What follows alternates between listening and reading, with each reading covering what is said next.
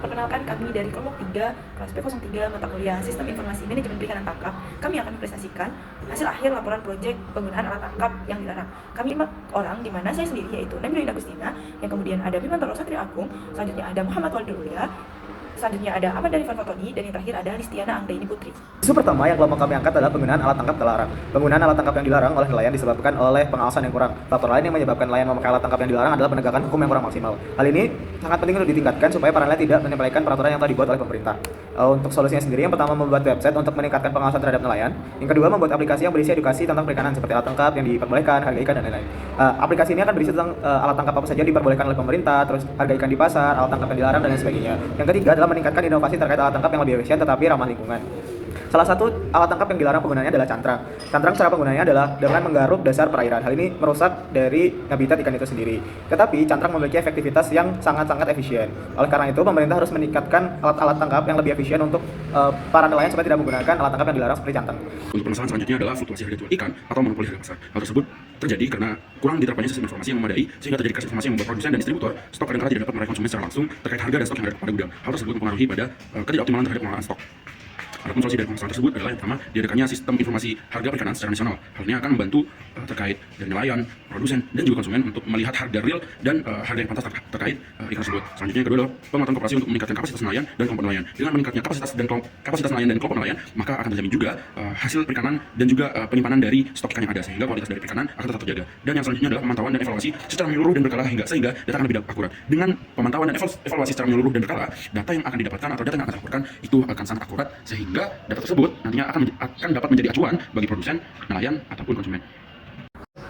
Nah, selanjutnya saya akan menjelaskan mengenai SWOT permasalahan pertama, yaitu yang pertama adalah S atau street, di mana peraturan yang ada, pemerintah telah menetapkan peraturan untuk melindungi lingkungan dan menjaga visi. Yang kedua ada kesadaran lingkungan, di mana adanya kesadaran lingkungan yang berkembang di kalangan beberapa nelayan dan masyarakat tentang pentingnya melindungi ekosistem laut dan keberlanjutan sumber daya. Yang ketiga ada dukungan organisasi, di mana banyak organisasi dan pemerintah dan internasional yang mendukung upaya perlindungan lingkungan laut dan dapat memberikan bantuan dalam menegakkan hukum dan edukasi.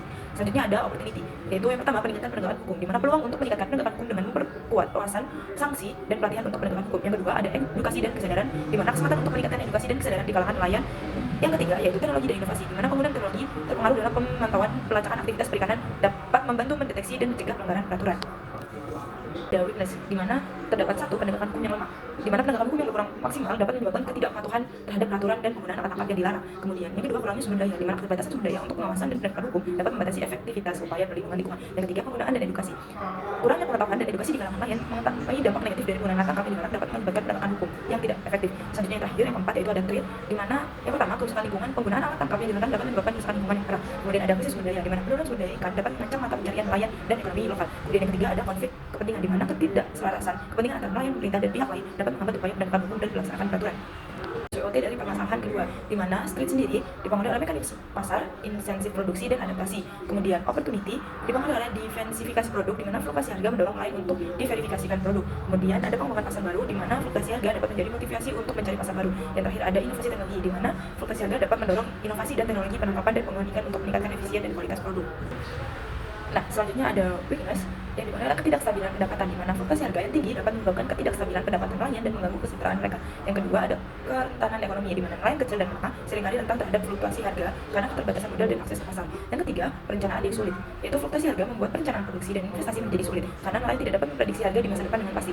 Kemudian terdapat trade atau yang keempat trade disebabkan oleh krisis ekonomi, di mana krisis ekonomi global dapat menyebabkan penurunan permintaan terhadap produk perikanan dan berdampak negatif pada harga. Yang kedua perubahan iklim, dapat mempengaruhi populasi ikan dan mengganggu ekosistem laut sehingga berdampak pada kesediaan dan harga hasil tangkapan. Yang keempat teknis pemerintah yang tidak konsisten, di mana perubahan kebijakan pemerintah yang tidak konsisten dapat menciptakan ketidakpastian bagi nelayan dan mengganggu stabilitas harga. Dan terakhir ada persaingan tidak sehat, di mana persaingan yang tidak sehat seperti penangkapan ikan ilegal dapat menekan harga dan merugikan nelayan yang menjalankan usaha secara legal. Hasil adalah diskusi kelompok. Diskusi kelompok itu sendiri yang pertama adalah membuat definisi alat tangkap itu sendiri. Jadi alat tangkap adalah yang seperti namanya bom ikan, racun, dan juga jaring itu dengan ukuran mesh yang tertentu. Jadi ada standar kualitas untuk menangkap atau alat tangkap itu dibuat. Kemudian yang kedua adalah dampak lingkungan. Dampak lingkungan itu berbicara dengan dampak lingkungan adalah penggunaan alat tangkap yang memang dari penggunaan tersebut akan menimbulkan dampak lingkungan yang seperti apa, efeknya seperti apa, dan organisme nantinya jika menggunakan alat tangkap itu seperti apa, begitu. Dan ketiga adalah regulasi dan penegakan hukum. Contohnya adalah seperti cantrang, jadi cantrang itu tidak boleh digunakan karena ada hukum dan penegakan yang mungkin dari Kementerian Kelautan dan Perikanan itu tidak diperbolehkan seperti itu. Terus kemudian yang keempat adalah alternatif alat tangkap yang ramah lingkungan. Jadi jika menggunakan alat tangkap yang plan A, itu harus mempunyai alat tangkap yang plan B, yang mana alat tangkap tersebut itu ramah lingkungan, ramah di kantong, dan juga cepat mudah untuk digunakannya.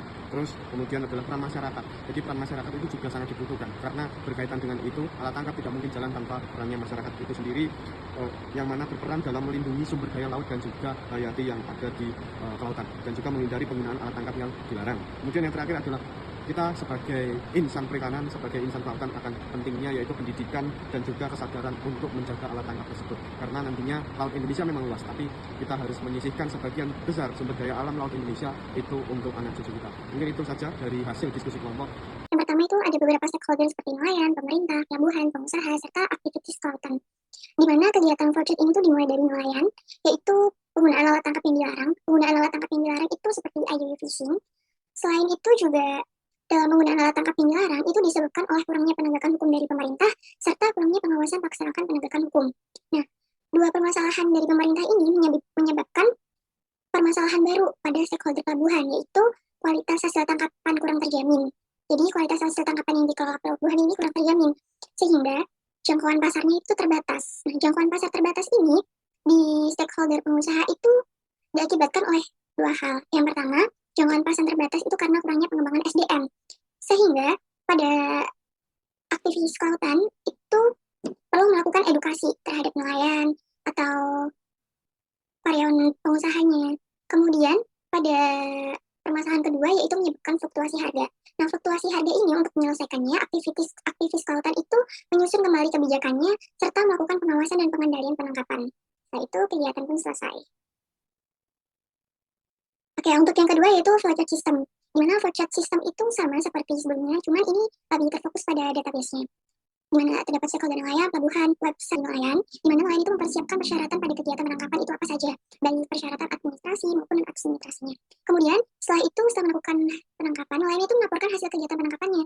Lalu, pelabuhan akan melakukan pengecekan terhadap hasil tangkapan. Nah, itu stakeholder pelabuhan ini validasi dulu hasilnya, benar nggak? Nelayan akan melakukan revisi, maka pelabuhan itu akan melakukan konfirmasi ke nelayan untuk dilakukan revisi dan validasi kembali. Namun jika validasi itu telah berhasil, maka pelabuhan akan mengupload hasil ketentuan tangkapan itu tadi pada website. Nah, setelah mengupload, maka data ini akan tersimpan dalam database statistika penangkapan ketentuan kegiatan penangkapan. Setelah itu, database yang telah diupload perintah itu dapat menggunakannya untuk menyusun kebijakan dan kegiatan pun selesai. Untuk selanjutnya, saya akan menjelaskan mengenai use case. Jadi dari use case yang telah dibuat kelompok kita itu terdapat dua aktor, yaitu petugas pelabuhan dan pemerintah. Petugas pelabuhan itu melakukan aktivitas mengupload data hasil tangkapan, kemudian ketiga aktivitas ini itu dapat dilakukan. Lalu pada pemerintah itu hanya terdapat, pada pemerintah juga sama, hanya terdapat 3 kegiatan. Yang pertama yaitu sama seperti petugas pelabuhan, mengakses data hasil perikanan, lalu membuat kebijakan tangkap dan tambahan pada pemerintah yaitu dapat mencetak kebijakan. Nah, kedua tugas atau kedua kegiatan ini itu dulu. Nah, di sini ada activity diagram juga mengenai petugas pelabuhan terlebih dahulu, di mana petugas pelabuhan akan dikembalikan ke halaman login untuk melakukan login kembali. Namun jika berhasil, maka petugas pelabuhan akan ditampilkan atau ditujukan ke menu utama. Setelah itu dia dapat mengakses data penangkapan, di mana pada akses data penangkapan, mencari data penangkapan atau mengupload data penangkapan. Jika petugas pelabuhan memiliki edit data penangkapan, maka aktivitas selanjutnya yang akan dilakukan yaitu mencari datanya. Nah, mencari data itu seperti menghapus data. Apabila ketiga kegiatan ini sudah selesai, maka itu akan selesai juga kegiatannya atau kembali ke menu paling akhir. Namun jika belum selesai, maka akan dikembalikan ke menu kegiatan cari data penangkapan, maka itu dia dapat mencetak data. Namun apabila petugas pelayanan itu memilih upload data, maka dia bisa mengeceknya kembali apakah sudah terdapat di form atau belum. Apabila belum ada terdapat di form, maka petugas pelabuhan itu harus mengisi form penangkapan, kemudian mengupload data penangkapannya. Namun apabila sudah terdapat di form, maka petugas pelabuhan itu dapat mengupload data penangkapan, kemudian itu dapat dilihat berhasil atau tidak. Jika tidak berhasil, maka akan dikembalikan berhasil, petugas pelabuhan dapat menyelesaikan kegiatannya. Nah, yang kedua itu activity diagram pemerintah, di mana sama seperti tadi, pemerintah melakukan login terlebih dahulu. Apabila login tidak berhasil, maka pemerintah akan ditampilkan kembali ke menu halaman login. Namun apabila login berhasil, maka pemerintah akan ditujukan ke menu utama. Nah, pada menu utama ini terakses data penangkapan atau direktori kebijakan penangkapan. Apabila pemerintah memilih akses data penangkapan, Maka kegiatan yang akan dilakukan selanjutnya itu mencari data penangkapan, kemudian mencetak data penangkapannya, lalu pemerintah dapat menyelesaikan kegiatannya.